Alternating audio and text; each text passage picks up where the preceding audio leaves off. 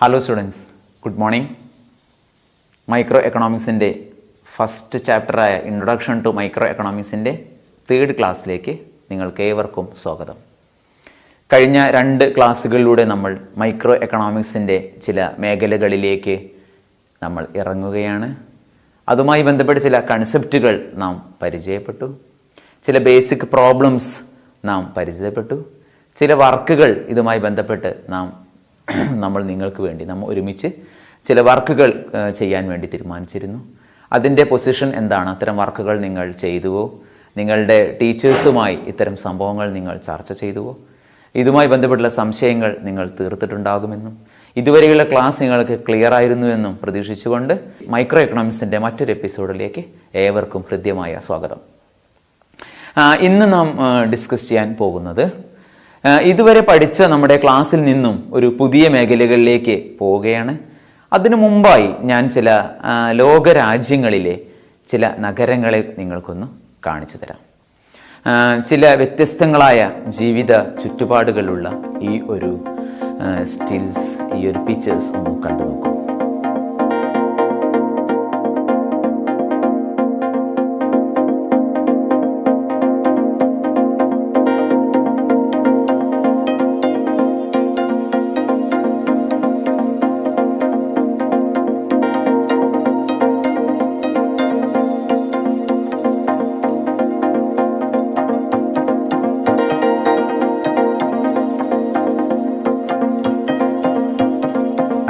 ഓരോ ലോകരാജ്യങ്ങളിലും വ്യത്യസ്തങ്ങളായ ജീവിത രീതികൾ നിലനിൽക്കുന്നു. ഓരോ രാജ്യത്തെയും ജീവിത ചുറ്റുപാടുകൾ വ്യത്യസ്തമാണ്. റിസോഴ്സ് യൂട്ടിലൈസേഷൻ ഡിഫറൻ്റ് ആണ്. വാണ്ട്സ് ആൻഡ് നീഡ്സ് ഡിഫറൻ്റ് ആണ്. സ്റ്റാൻഡേർഡ് ഓഫ് ലിവിങ് ഡിഫറൻ്റ് ആണ്. Their possibilities of life different ആണ്. ഓപ്പർച്യൂണിറ്റീസ്, അവരുടെ അവസരങ്ങൾ വ്യത്യസ്തമാണ്. ദെയർ ലക്ഷറി ഈസ് ഡിഫറെൻറ്റ്, അവരുടെ ആർഭാടങ്ങൾ വ്യത്യസ്തമാണ്. So this world is A complex unique one. വളരെ വ്യത്യസ്തമായ ഒരു ലോകത്താണ്. ഓരോ പ്രദേശവും വളരെ വ്യത്യസ്തമായ, ഓരോ രാജ്യവും വളരെ വ്യത്യസ്തമായ ഒരു ലോകക്രമമാണ് നാം കാണുന്നത്. ലാസ്റ്റ് ക്ലാസ്സിൽ നാം ബേസിക് പ്രോബ്ലംസിനെ കുറിച്ച് പഠിച്ചിരുന്നു. അതെന്തൊക്കെയാണെന്ന് ആദ്യം നിങ്ങൾ എന്നോട് പറയൂ. What are the basic problems of every economy faces? ഓരോ ലോകരാജ്യങ്ങളും ഓരോ സാമ്പത്തിക വ്യവസ്ഥയും നേരിടുന്ന പ്രധാന പ്രതിസന്ധികൾ എന്തൊക്കെ? പ്രധാന ബേസിക് പ്രോബ്ലംസ് എന്തൊക്കെ? പറയൂ. S. 1. What to produce and in what quantities? എന്ത് ഉൽപ്പാദിപ്പിക്കണമെന്നും എന്തളവിൽ ഉൽപ്പാദിപ്പിക്കണമെന്നും. Second problem is how to produce, അത് എങ്ങനെ ഉൽപ്പാദിപ്പിക്കണം എന്ന്. Third basic issue is for whom to produce, ആർക്ക് വേണ്ടി ഇത് ഉൽപ്പാദിപ്പിക്കണം എന്ന്. These are called basic economic problems of every economy faces. ഏതൊരു എക്കണോമിയും പ്രതിനിധീകരിക്കുന്ന പ്രധാനപ്പെട്ട പ്രശ്നങ്ങളാണ്. ഒരുപാട് പ്രശ്നങ്ങളുണ്ടെങ്കിലും അവയെ നാം സമ്മറൈസ് ചെയ്തു. What to produce, how to produce and for whom to produce. ആ ക്ലാസ്സിൽ നാം ചർച്ച ചെയ്തു different economies are trying to solve this problem in a different manner. ഓരോ ലോകരാജ്യങ്ങളും ഓരോ സാമ്പത്തിക ക്രമങ്ങളും ഈ പ്രശ്നങ്ങളെ അഡ്രസ് ചെയ്യുന്ന രീതിയും വ്യത്യസ്തമാണ്. ഈ പ്രശ്നങ്ങളെ അവർ നേരിടുന്ന രീതിയും പരിഹരിക്കുന്ന രീതിയും വ്യത്യസ്തമാണ്. ചില ലോകരാജ്യങ്ങളിലെ എക്സാമ്പിളുകൾ ഞാൻ നിങ്ങൾക്ക് മുന്നിൽ അവതരിപ്പിക്കാം. For example U S A ഈ what to produce, how to produce, for whom to produce എന്നീ ബേസിക് പ്രോബ്ലംസിന് ആൻസർ ചെയ്യുന്ന രീതി ആവണമെന്നില്ല Chinese way of solution to this problem, Russia's way of solving this problem, India's way of solving the problem. ഓരോ രാജ്യങ്ങളും ഇതിനെ വ്യത്യസ്ത രീതിയിൽ സമീപിക്കുന്നു. Okay, are you ready? അതിന് നാം ഇന്നൊന്നു സമ്മറൈസ് ചെയ്യുകയാണ്. എങ്ങനെയാണ് ഇവർ ഈ വിഷയങ്ങളെ നേരിടുന്നത് എന്ന് നമുക്ക് നോക്കാം. യെസ്, നമ്മൾ സ്റ്റാറ്റിസ്റ്റിക്സിൽ പഠിച്ച, ഫസ്റ്റ് ചാപ്റ്ററിൽ പഠിച്ച ആ ഒരു ടേമുമായി ഇതിന് ഒരുപാട് ബന്ധങ്ങളുണ്ട്. ഇവിടെ വീണ്ടും പ്രൊഡക്ഷൻ കടന്നു വരുന്നുണ്ട്, ഉൽപാദനം കടന്നു വരുന്നുണ്ട്, എക്സ്ചേഞ്ച് വിനിമയമുണ്ട്, ഡിസ്ട്രിബ്യൂഷൻ ഉണ്ട്, how to distribute the resources എന്ന ഇഷ്യൂ ഉണ്ട്. എല്ലാ വിതരണം എന്തുമായി, വിനിമയം എന്തുമായി, ഉപഭോഗങ്ങൾ എന്തുമായി, എങ്ങനെയാണ് വിഭവങ്ങൾ വിനിയോഗിക്കുന്നത്, ഇവയൊക്കെയുമായി ബന്ധമുണ്ട്. ഞാൻ ചില ക്ലൂകൾ തരുമ്പോൾ അല്ലെങ്കിൽ ബോർഡിൽ ചില വേർഡുകൾ തെളിഞ്ഞു വരുമ്പോൾ നിങ്ങൾക്ക് മനസ്സിലാകും ഇത് കഴിഞ്ഞ വർഷത്തിൻ്റെ ഒരു തുടർച്ച മാത്രമാണെന്ന്. ആദ്യം നാം പറയാൻ പോകുന്നത് സെൻട്രലി പ്ലാൻഡ് എക്കണോമിയെ കുറിച്ചാണ്. This is one way of solving the problem. 1980 വരെയൊക്കെ ലോകത്ത് ഏറ്റവും ശക്തമായിരുന്ന ഒരു മേഖലയാണ് centrally planned way. What is centrally planned way? Yes, here government plays a key role. ഗവൺമെൻറ്റാണ് ഏറ്റവും പ്രധാനപ്പെട്ട റോൾ നിർവഹിക്കുന്നത്. ഓർ എ സെൻട്രൽ അതോറിറ്റി, ഒരു കേന്ദ്രീകൃത സംവിധാനമാണ് ഇവിടെ പ്രശ്നങ്ങൾ പരിഹരിക്കാൻ ശ്രമിക്കുന്നത്. അപ്പോൾ നിങ്ങൾക്ക് സ്വാഭാവികമായും അറിയാം, മറ്റു പല സമ്പ്രദായങ്ങളിലും അതായിരിക്കില്ല. ഇവിടെയൊക്കെ ഒരു government will decide what to produce, or central mechanism will decide, or planning authority will decide what to produce, how to produce, for whom to produce. They make the priorities. അവർ അതുമായി ബന്ധപ്പെട്ടുള്ള പ്രയോറിറ്റീസ്, മുൻഗണനാക്രമങ്ങൾ നിശ്ചയിക്കുന്നു. This economic system may provide food, resources to the poor people all. Equality, they may try for making equality. അവർ തുല്യതയ്ക്ക് വേണ്ടി ശ്രമിച്ചേക്കാം. Each according to their need എന്ന principle അവർ കൊണ്ടുവന്നേക്കാം. കാരണം it is very difficult to satisfy human wants. മനുഷ്യൻ്റെ ആവശ്യങ്ങൾ തൃപ്തിപ്പെടുത്തുക പ്രയാസമാണ്. പക്ഷേ നീഡ്സ് ആർ ലിമിറ്റഡ്. അത്യാവശ്യങ്ങൾ കുറച്ചേ ഉണ്ടാകൂ. എല്ലാവർക്കും അത്യാവശ്യത്തിനുള്ള വിഭവങ്ങൾ വിനിയോഗിക്കാൻ ദേ മേ ട്രൈ. അതിനർത്ഥം എന്താണ്? അവർ പ്രൈവറ്റ് പീപ്പിളിൻ്റെ വലിയ ഗ്രോത്തിനെ അവർ എതിരായിരിക്കാം. Government is interfering through taxation. Government നികുതി ചുമത്തിക്കൊണ്ടും സബ്സിഡി നൽകിക്കൊണ്ടും ദരിദ്രർക്ക് ക്ഷേമ പെൻഷനുകൾ നൽകിക്കൊണ്ടും അവർക്കാവശ്യമായ ഭക്ഷ്യധാന്യങ്ങൾ വിതരണം ചെയ്തുകൊണ്ടും ഒരു ജനതയെ മൊത്തം സംരക്ഷിക്കാൻ ഒരു ഗവൺമെൻറ് ശ്രമിക്കുന്നതാണ് centrally planned mechanism. Where strong interference of the government you can see. Government ഇതിൽ ഇടപെടുന്നതായി നിങ്ങൾക്ക് കാണാം. In the field of production, ഉൽപ്പാദനത്തിൽ ഇടപെടുന്നുണ്ടാകാം, ഡിസ്ട്രിബ്യൂഷനിൽ ഇടപെടുന്നുണ്ടാകാം, വിതരണത്തിലുണ്ടാകാം, വിനിമയത്തിലുണ്ടാകാം. ഒരു ക്ലാസ്ലെസ്, ഒരു വർഗരഹിത സമൂഹമാണ് സെൻട്രലി പ്ലാൻഡ് എക്കണോമിയുമായി ബന്ധം. ഈ സെൻട്രലി പ്ലാൻഡ് എക്കണോമി എന്ന പദം നിങ്ങൾക്ക് പരിചിതമല്ലെങ്കിലും ഇതുമായി ബന്ധപ്പെട്ടിട്ടുള്ള ഒരു പദം നിങ്ങൾക്ക് ഏറെ പരിചിതമാണ്. അതേതാണ്? പഴയ USSRൽ നിലനിന്നിരുന്ന, ക്യൂബയിൽ നിലനിൽക്കുന്ന ആ സിസ്റ്റത്തിൻ്റെ പേരാണ് സോഷ്യലിസം. സോ സോഷ്യലിസവുമായി ഏറെ ബന്ധമുള്ള ഒരു ടേമാണ് ഇത് സെൻട്രലി പ്ലാൻഡ് എക്കണോമി.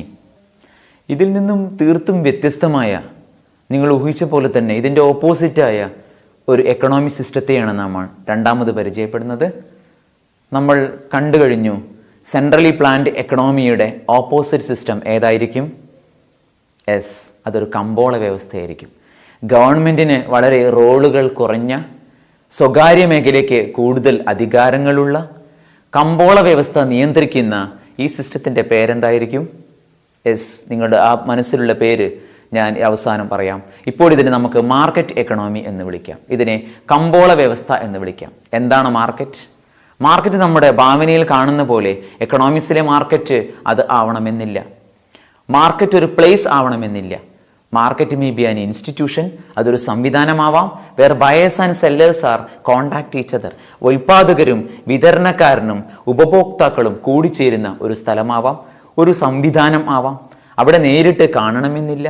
അത് നെറ്റ് വഴി നമുക്ക് പർച്ചേസ് ചെയ്യാം. ഓർഡർ ചെയ്തുകൊണ്ട് നമുക്കത് തപാലിൽ വരുത്താം. സോ മാർക്കറ്റിൽ രണ്ട് തരം ഇൻട്രസ്റ്റുകൾ വർക്ക് ചെയ്യുന്നു എന്ന് നിങ്ങൾക്കറിയാം. Producers interest and consumers interest. What must be the interest of the producers? എന്തായിരിക്കും ഒരു വസ്തുക്കൾ വിൽക്കുന്ന ഉൽപ്പാദകൻ്റെ ലക്ഷ്യം? Profit is the interest. അവർക്ക് ലാഭം കൂടുതൽ ഉണ്ടാക്കുക എന്നതാണ് അവരുടെ ആഗ്രഹം. What must be the interest of the consumer? ഒരു ഉപഭോക്താവ്, നമ്മളെപ്പോലുള്ള ഒരു ഉപഭോക്താക്കൾക്ക് എന്തായിരിക്കും താല്പര്യം? Price should increase or decrease? വില കൂടണോ കുറയണോ? Price should decrease. What about the quality of a product? There must B quality ഉണ്ടാവണം. അങ്ങനെയുള്ള ഒരു വ്യത്യസ്ത ഇൻട്രസ്റ്റുകളുള്ള, താല്പര്യങ്ങളുടെ ഒരു പ്രദേശമാകുന്നു market economy. As I told earlier, where government has almost nothing role. ഗവൺമെൻറ്റിനവിടെ കാര്യമായ റോളുകളൊന്നുമില്ല. എ ലിറ്റിൽ റോൾ ഓൺലി, ഒരു ചെറിയ റോൾ മാത്രമേ.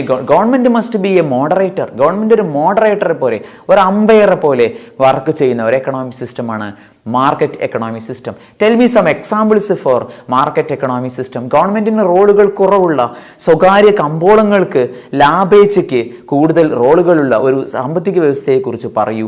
കൂടുതലും അത്തരം സാമ്പത്തിക വ്യവസ്ഥകളാണ് കൂടുതൽ നിലനിൽക്കുന്നത്. നമ്മുടെ പ്രധാനപ്പെട്ട വികസിത രാജ്യങ്ങളെല്ലാം ഇത്തരമൊരു മാർക്കറ്റ് എക്കണോമിക്ക് ഉദാഹരണങ്ങളാണ്. നിങ്ങൾക്കറിയാമല്ലോ, USA ഫ്രാൻസോ ജർമ്മനിയോ കാനഡയോ ഒക്കെ നമുക്ക് ഇത്തരം മാർക്കറ്റ് എക്കണോമിക് സിസ്റ്റത്തിനെ എക്സാമ്പിളായി പറയാം. അവിടെ കൂടുതലും പ്രോഫിറ്റ് മോട്ടീവ് ആവാം. അവിടുത്തെ എക്കണോമിക് സിസ്റ്റത്തിനെ നിയന്ത്രിക്കുന്നത് പ്രൈവറ്റ് ഗ്രൂപ്പ്സ് ആയിരിക്കാം. ഈ പ്രൈവറ്റ് ഗ്രൂപ്പ്സ് നിയന്ത്രിക്കും. They will decide what to produce. അവരായിരിക്കും for example a cancer medicine to whom, ആർക്ക് വേണ്ടി ഒരു ക്യാൻസർ മെഡിസിൻ ഡിസ്ട്രിബ്യൂട്ട് ചെയ്യണം?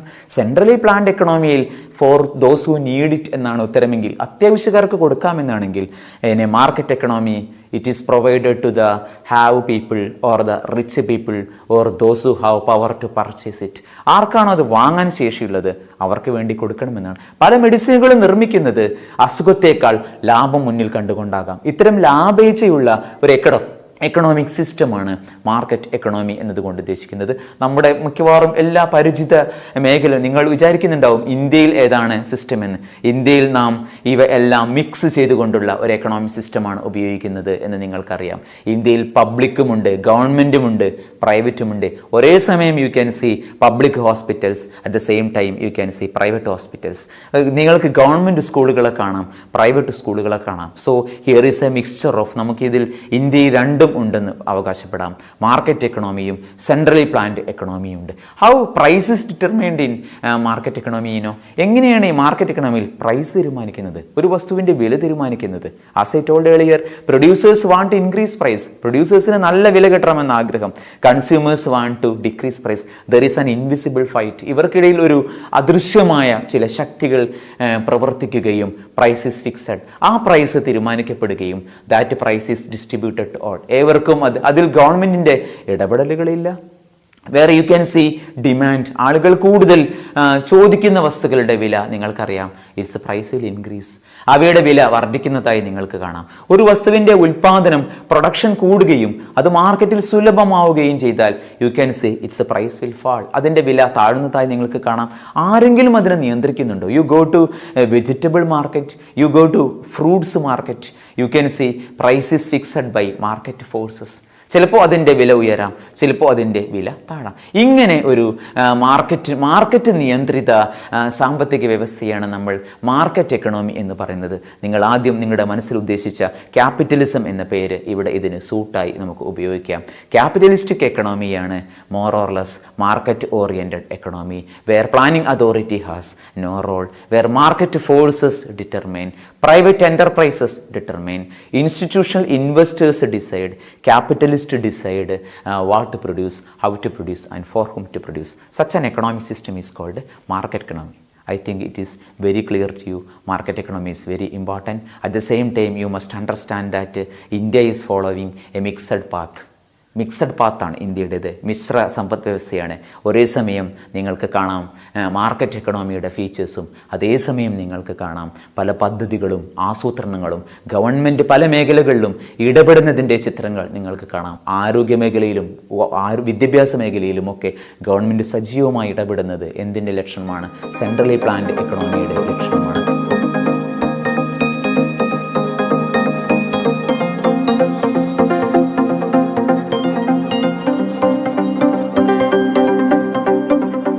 എന്നാൽ കമ്പോളത്തിന് പക്ക വിട്ടുകൊടുക്കുന്നതും നമുക്ക് കാണാം. നാം പഠിച്ചു +1 ടെക്സ്റ്റ് ബുക്കിൽ ലിബറലൈസേഷൻ, പ്രൈവറ്റൈസേഷൻ, ഗ്ലോബലൈസേഷൻ.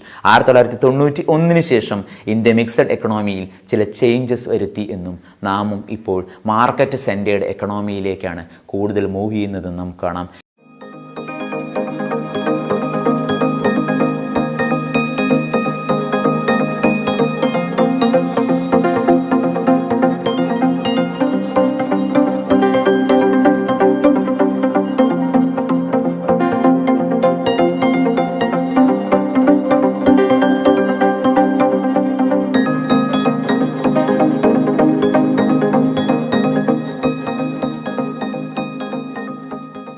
എന്നാൽ ചൈനയെ പോലെ, ക്യൂബയെ പോലെ ചില രാഷ്ട്രങ്ങൾ സെൻട്രലി പ്ലാൻഡ് എക്കണോമിയിൽ കൂടുതൽ കോൺസെൻട്രേറ്റ് ചെയ്യപ്പെടുന്നതായും നിങ്ങൾക്ക് കാണാൻ കഴിയും. ഓക്കെ, ഹായ് സ്റ്റുഡൻസ്, 3 എക്കണോമിക് സിസ്റ്റംസും നിങ്ങൾക്ക് ക്ലിയർ ആയോ? 1 മാർക്കറ്റ് സെൻറ്റേർഡ് എക്കണോമി, കമ്പോള സമ്പദ് വ്യവസ്ഥ.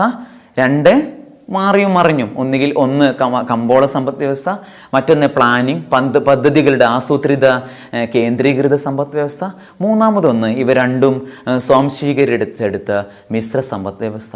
ഇത്തരം 3 സിസ്റ്റത്തെക്കുറിച്ച് പഠിക്കുമ്പോഴും you must remember that in our real world there is no pure capitalism, no pure socialism, no pure mixed economy. നമ്മൾ പക്കാ കേന്ദ്രീകൃത സമ്പദ് വ്യവസ്ഥയും നിലവിലില്ല, പക്കാ മുതലാളിത്ത കമ്പോള അടിസ്ഥിതമായ സാമ്പത്തിക വ്യവസ്ഥയുമില്ല, വളരെ കൃത്യമായ മിശ്ര സമ്പദ് വ്യവസ്ഥയുമില്ല. ഇവയൊക്കെ ഏറിയും കുറഞ്ഞും അങ്ങോട്ടും ഇങ്ങോട്ടും വ്യത്യസ്തപ്പെട്ട സാമ്പത്തിക വ്യവസ്ഥകളായിരിക്കും. സ്വാഭാവികമായും ഇവിടെ ഒരു സംശയം ഉയർന്നു വരാം, ഏത് സാമ്പത്തിക വ്യവസ്ഥയാണ് ഒരു രാജ്യത്തിന് ഏറ്റവും നല്ലത്? This is called evaluation of economic systems. ഈ എക്കണോമിക് സിസ്റ്റംസിനെ നമുക്കൊന്ന് വിലയിരുത്താൻ ശ്രമിച്ചാലോ? Please understand that it is very difficult to understand. ഇത് വളരെ പ്രയാസകരമായിട്ടായിരിക്കും നമുക്ക്. It is very difficult to evaluate all economic systems. ഓരോ എക്കണോമിക് സിസ്റ്റത്തെയും നമ്മൾ, ഓരോ സാമ്പത്തിക സമ്പ്രദായങ്ങളെയും വിലയിരുത്തുന്നത് ഓരോരുത്തരുടെ കാഴ്ചപ്പാടിൽ ആയിരിക്കാം. എങ്കിലും ഇതിന് ജനറലായി ഒരു രീതി കൊണ്ടുവന്നിട്ടുണ്ട്. അതാണ് positive economics and normative economics. Positive എക്കണോമിക്സിനെ വാസ്തവിക സാമ്പത്തിക രീതി എന്ന് വിളിക്കുന്നു. നോർമേറ്റീവ് എക്കണോമിക്സിനെ പ്രാമാണിക സാമ്പത്തിക രീതി എന്ന് വിളിക്കുന്നു. ഇവ തമ്മിലുള്ള വ്യത്യാസം വളരെ വലുതൊന്നുമല്ല. ഇവയുടെ റോൾ ഇത്രയേ ഉള്ളൂ. ഈ ഡിസ്ട്രിബ്യൂഷൻ വിഭവങ്ങൾ എങ്ങനെ വിനിയോഗിക്കപ്പെടുന്നു എന്നും വിതരണം ചെയ്യപ്പെടുന്നു എന്നതിനെക്കുറിച്ചുള്ള പഠനത്തെ ഒരു വിലയിരുത്തൽ നടത്തുകയാണ് പോസിറ്റീവ് എക്കണോമിക്സും നോർമേറ്റീവ് എക്കണോമിക്സും. പോസിറ്റീവ് എക്കണോമിക്സിൽ നാം ഡിസ്കസ് ചെയ്യുന്നത് ഹൗ ദീസ് മെക്കാനിസംസ് ഫങ്ഷൻ, എങ്ങനെയാണ് ഇവയൊക്കെ പ്രവർത്തിക്കുന്നത്, ഹൗ മാർക്കറ്റ് മെക്കാനിസം ഫങ്ഷൻ, എങ്ങനെ കമ്പോള സമ്പദ് വ്യവസ്ഥ പ്രവർത്തിക്കുന്നു, how centrally planned economy function, കേന്ദ്രീകൃത സമ്പദ് വ്യവസ്ഥ എങ്ങനെ പ്രവർത്തിക്കുന്നു, ഇവയുടെ ഫങ്ഷനിങ് സൈഡ്, ഇവയുടെ പ്രവർത്തന മേഖലയെക്കുറിച്ചുള്ള പഠനം ആണ് പോസിറ്റീവ് എക്കണോമിക്സിലൂടെ ഉദ്ദേശിക്കുന്നത്. Clear? So positive economics studies how these mechanisms function, how capitalism function, how socialism function, how market economy function, എങ്ങനെ വിഭവങ്ങൾ വിനിയോഗിക്കപ്പെടുന്നു, വിതരണം ചെയ്യപ്പെടുന്നു, അവയുടെ ഉപഭോഗം, ഈ തലങ്ങളിലേക്ക് പോകുന്നതിനെയാണ് നമ്മൾ പോസിറ്റീവ് എക്കണോമിക്സ് എന്ന് വിളിക്കുന്നത്. എന്നാൽ നോർമേറ്റീവ് എക്കണോമിക്സ് അതിൽ നിന്നും അല്പം കൂടി വ്യത്യസ്തമായി ഇതിനെക്കുറിച്ച് ചിന്തിക്കുന്നു. Whether the systems are desirable to the economy or not. It's evaluation of the systems. ഈ സിസ്റ്റം വേണ്ട രീതിയിൽ പ്രവർത്തിച്ചിട്ട് ജനങ്ങൾക്ക് അതുകൊണ്ടുള്ള ഗുണങ്ങളുണ്ടോ, വിഭവങ്ങൾ വേണ്ട രീതിയിൽ വിനിയോഗിക്കപ്പെടുന്നുണ്ടോ എന്നീ കാര്യങ്ങളെക്കുറിച്ചൊക്കെ ചർച്ച ചെയ്യപ്പെടുന്നത് ഏത് ഭാഗമാണ്? നോർമേറ്റീവ് എക്കണോമിക്സ് ആണ് ഇതിനെക്കുറിച്ച് കൂടുതലും ചർച്ച ചെയ്യുന്നത്. So in simple language we can say normative economics studies the evaluation side of these systems, whether this system is good or bad. ഈ സിസ്റ്റം ഗുഡ് ഓർ ബാഡ് ആണോ? ഞാൻ റിപ്പീറ്റായി പറയുന്നു, ഒരു റെഡിമെയ്ഡ് ആൻസറിലൂടെ നമുക്ക് ഇത്തരം സിസ്റ്റംസിനെ ഗുണങ്ങളും ദോഷങ്ങളിലേക്കും എത്തിച്ചേരാൻ കഴിയില്ല.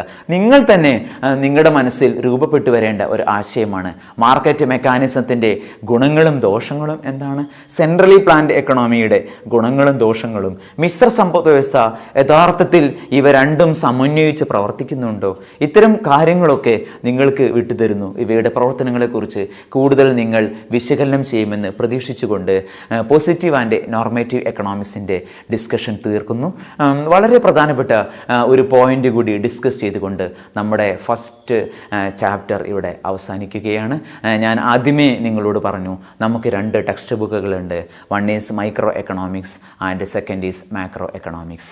സോ മൈക്രോ എക്കണോമിക്സും മാക്രോ എക്കണോമിക്സും this is an indispensable part of economics. നമുക്കൊരിക്കലും ഒഴിവാക്കാനാവാത്ത എക്കണോമിക്സിൻ്റെ 2 ശാഖകളാകുന്നു micro economics and macro economics. As the name shows, micro എന്ന് പറഞ്ഞാൽ നമ്മൾ മൊബൈലിലൊക്കെ യൂസ് ചെയ്യുന്ന മൈക്രോ സിമ്മിനെ കുറിച്ച് നിങ്ങൾ കണ്ടിട്ടുണ്ടാകും. It is small. മൈക്രോ ചിപ്പുകളെ കുറിച്ച് നിങ്ങൾ പഠിച്ചിട്ടുണ്ടാകും. It is small. Micro means small. At the same time macro means it is large. അത് വളരെ വിശാലമായി സാമ്പത്തിക ശാസ്ത്രത്തെ പഠിക്കുന്നതാണ് macro economics. Micro economics discuss about small items, വളരെ സിമ്പിളായ കാര്യങ്ങളെക്കുറിച്ച് ഡിസ്കസ് ചെയ്യുന്നതാണ് micro economics. Suppose I want to study an individual consumer, എനിക്കൊരു വ്യക്തിയിലെ ഉപഭോഗ രീതിയെക്കുറിച്ച് എനിക്ക് പഠിക്കണമെന്ന് വിചാരിക്കൂ. It comes in micro. അത് മൈക്രോയിലാണ് വരേണ്ടത്.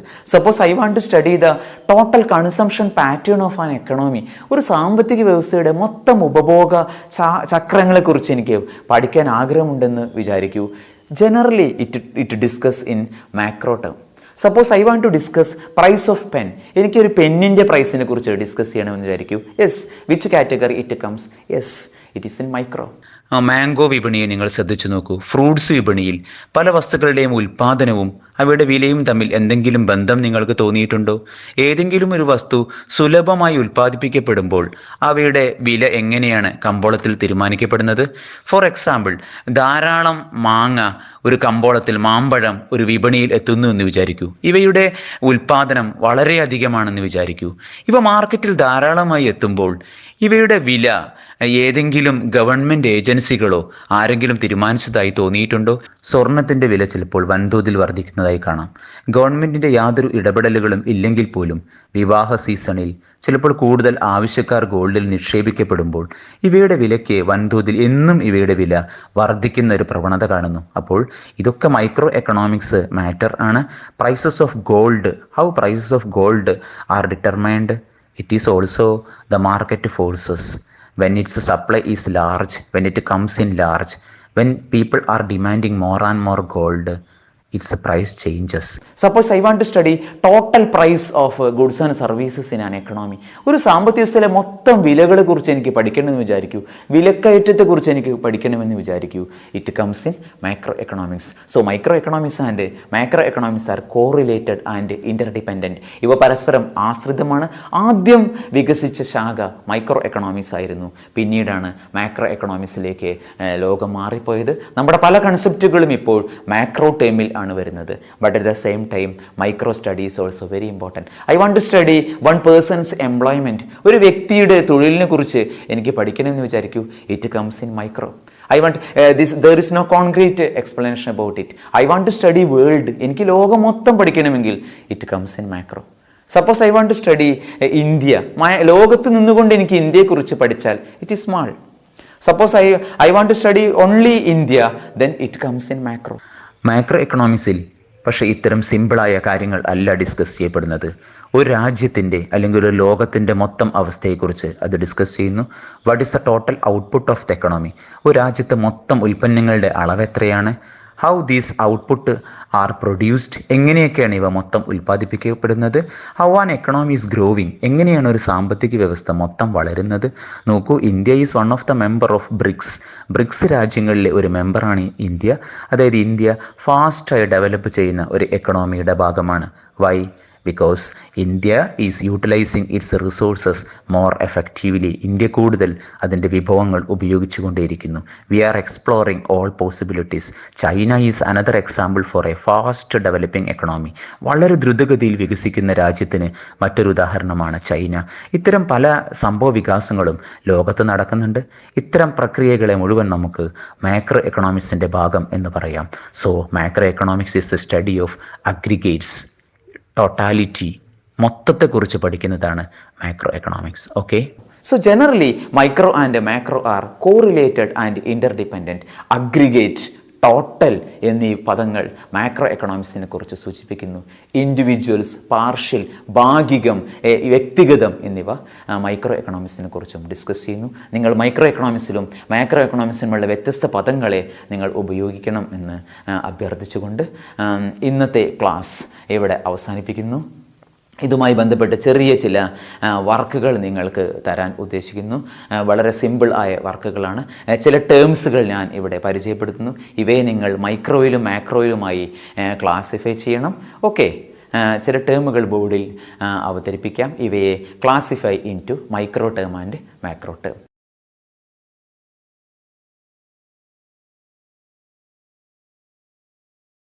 മറ്റൊരു മേഖലയിൽ നിങ്ങൾക്ക് പരിചയപ്പെടാനുള്ളത് നാം പഠിച്ച സോഷ്യലിസ്റ്റിക് എക്കണോമിയും ക്യാപിറ്റലിസ്റ്റ് എക്കണോമിയും മിക്സഡ് എക്കണോമിയാണ്. List out examples for capitalist, centrally planned economy, market economy and mixed economy.